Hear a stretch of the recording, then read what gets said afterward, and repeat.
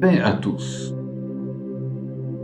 Beaucoup de gens vivent dans leur propre village, ville ou nation. Ils ne sont pas conscients du fait qu'ils ne vivent que dans une petite partie de la grande planète Terre.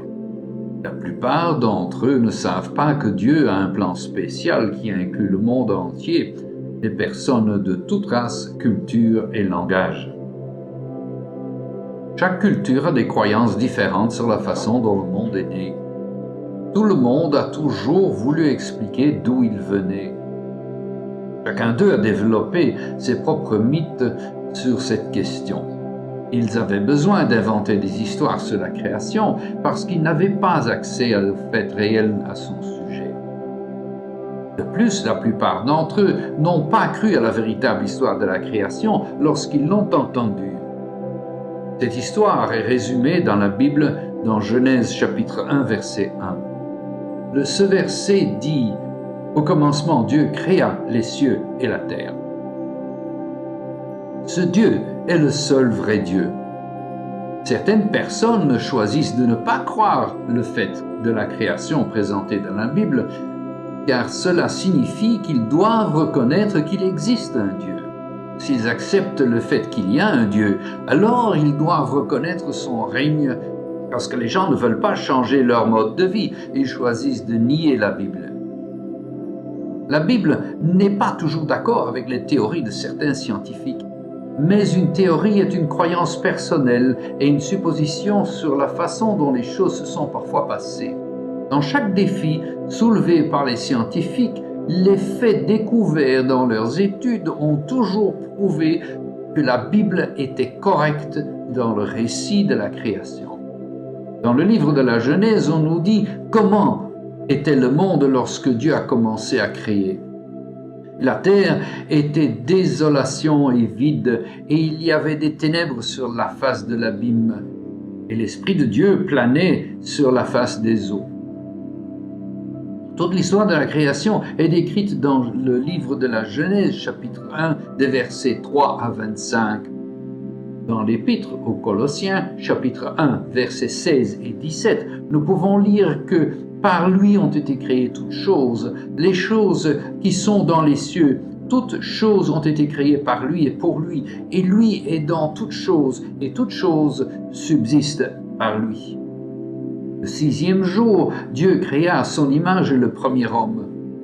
Et Dieu dit, faisons l'homme à notre image, selon notre ressemblance, et qu'il domine sur les poissons de la mer, sur les oiseaux des cieux, et sur le bétail, et sur toute la terre, et sur tout animal rampant qui rampe sur la terre. Et Dieu créa l'homme à son image, et le créa à l'image de Dieu. Il les créa mâle et femelle. Plus loin, nous lisons, « Et l'Éternel Dieu forma l'homme poussière du sol et souffla dans ses narines une respiration de vie, et l'homme devint une âme vivante. » L'idée de la création de l'homme était de le placer sur la terre en tant que représentant de Dieu.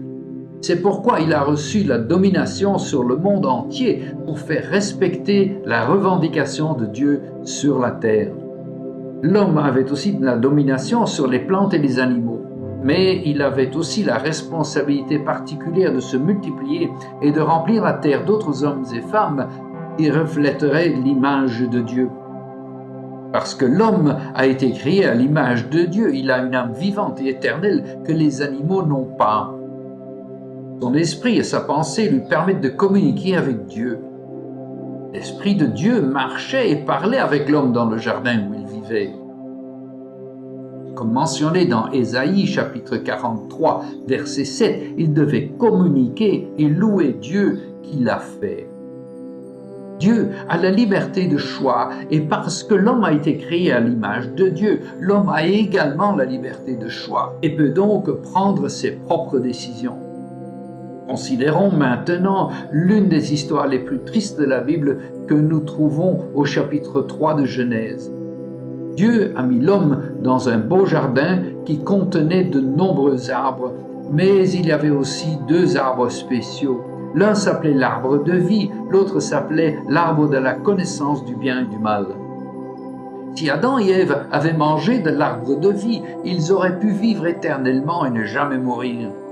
Mais Dieu interdit à Adam et Ève de manger de l'arbre de la connaissance du bien et du mal. Il ne voulait pas que l'homme expérimente le mal avec toutes ses conséquences, alors il les avertit d'obéir à ce dernier commandement, car il causerait la mort. Nous devons également être conscients du fait que Dieu avait un ennemi appelé Satan.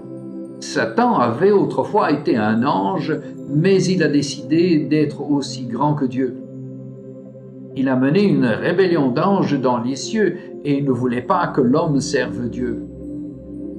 Alors Satan alla d'abord à Ève, puis à Adam dans le jardin d'Éden où ils vivaient. Il leur a parlé déguisé en serpent et leur a fait de fausses promesses.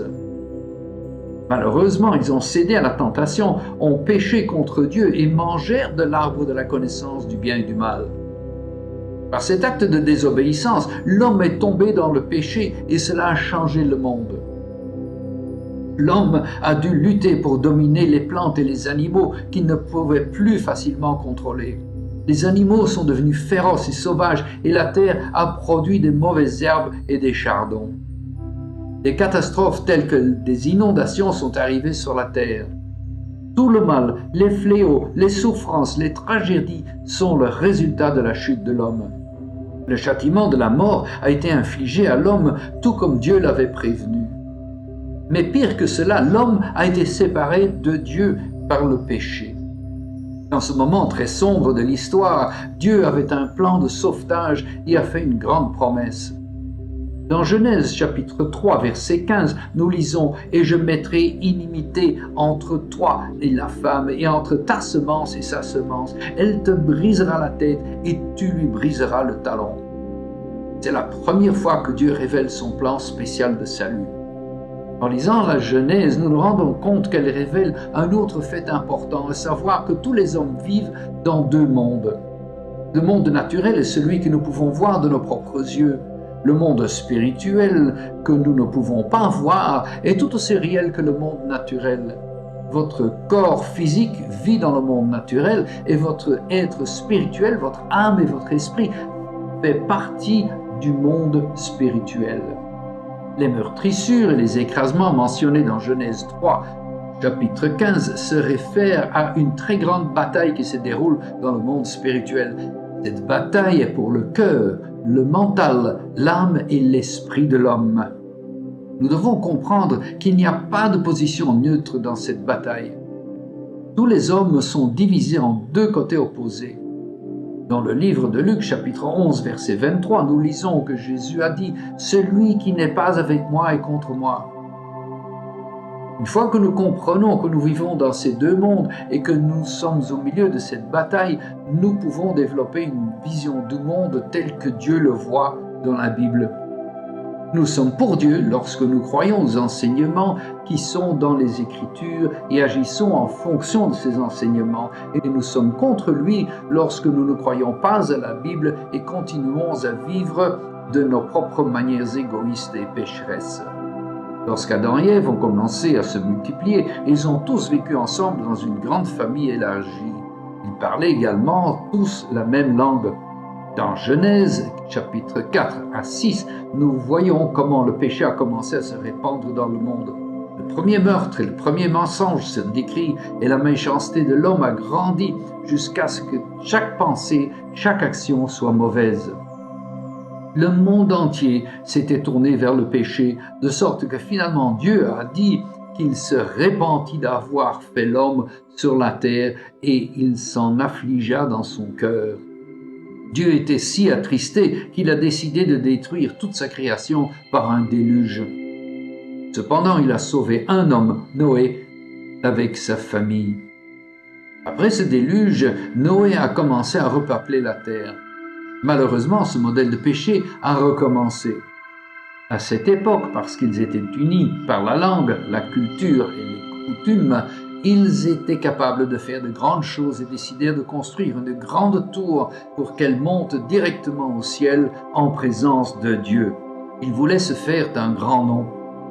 À cause de cet acte d'orgueil et de vanité de l'homme, Dieu a décidé de confondre leur langage.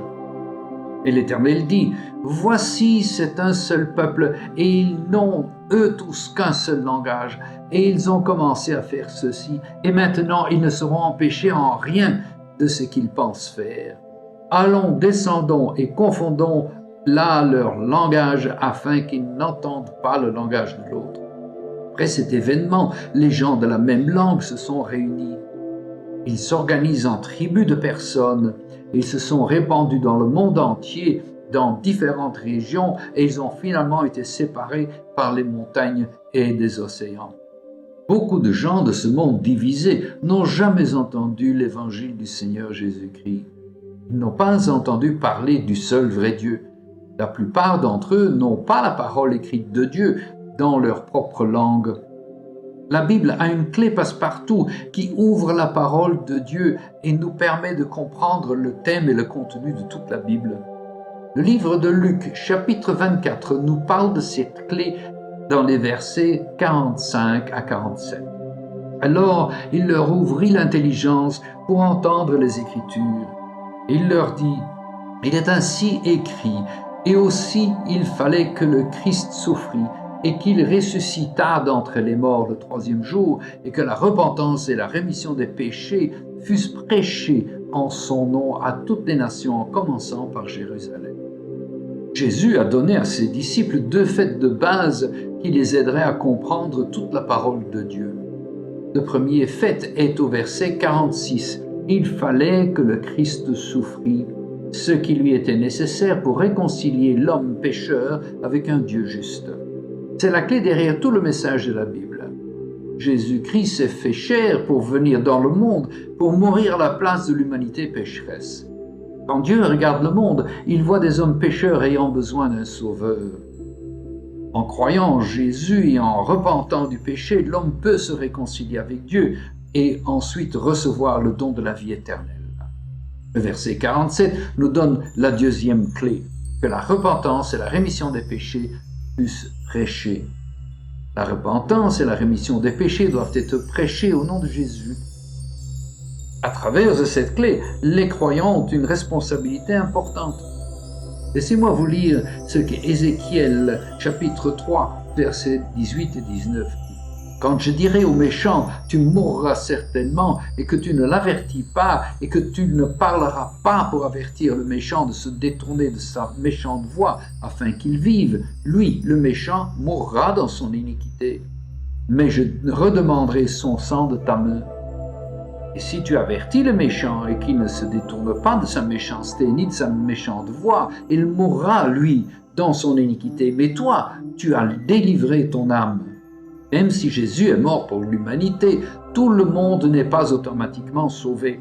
Chaque personne a un libre arbitre et doit décider si oui ou non il se repentira et acceptera Jésus comme sauveur.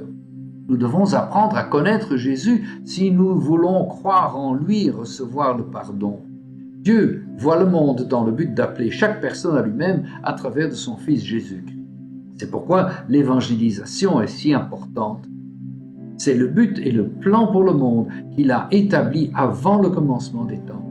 Par sa parole écrite, il nous a révélé ce dessein qui fut pendant de nombreuses années un mystère. Afin de vous enseigner des vérités spirituelles que nous ne connaissons pas, Dieu utilise des vérités naturelles que nous pouvons comprendre. Cela a été illustré par Jésus lorsqu'il a dit à ses disciples « Levez vos yeux et regardez les campagnes, car elles sont déjà blanches pour la moisson. » Jésus parlait bien sûr d'une moisson spirituelle, pas de la moisson des champs qui était devant eux. Il essayait de donner à ses disciples une vision spirituelle du monde. Il montrait également à ses disciples un grand besoin que nous trouvons dans le livre de Matthieu, chapitre 9, verset 37. « La moisson est grande, mais il y a peu d'ouvriers. » C'est pourquoi notre responsabilité est si grande. Nous devons moissonner les champs de ce monde afin que chacun puisse connaître Jésus et recevoir le don de la vie éternelle. Que Dieu vous encourage tous et vous bénisse dans cette tâche. Amen.